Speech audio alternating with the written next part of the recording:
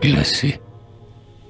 Là-bas, dans la stupeur de la forêt arctique, entre deux murs, taillés en plein roc granitique, des monts sombres creusés en des filets béants, gonflés du flux fangeux de sa dernière crue, un énorme fleuve se rue vers le sépulcre ouvert des profonds océans.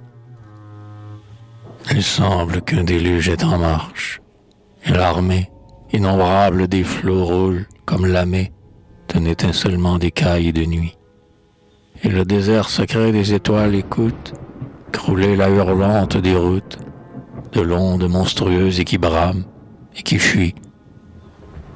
Elle passe, affouillant sa route séculaire, usant en vain défi son obscure colère, déracinant les troncs échevelés, que mord, l'impuissance obstinée, triste de sa haine, sous l'indifférence sereine de cet astre muet tournant au fond du nord.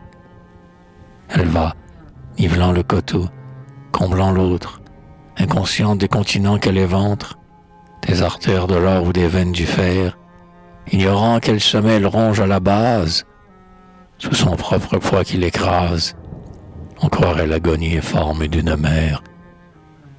L'énorme fleuve court à l'abîme où l'emporte, en de stridents remous noyés dans l'ombre morte, la fatalité de l'aveugle pesanteur, où la masse des eaux oscillantes surplombe un instant le mur de sa tombe et plonge d'un bond gouffre dévorateur.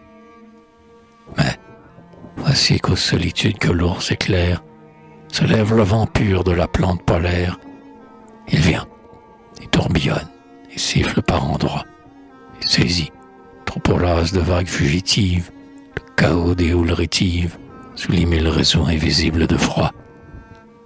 Et l'âpre cataracte aux formidables nappes, sous ces glaçons rugueux reflétant dans leurs grappes l'impassibilité flamboyante du ciel, rébellion tonnante aux vapeurs de vertige, se tait et, d'un seul bloc, se fige dans l'immobile paix du silence et du gel.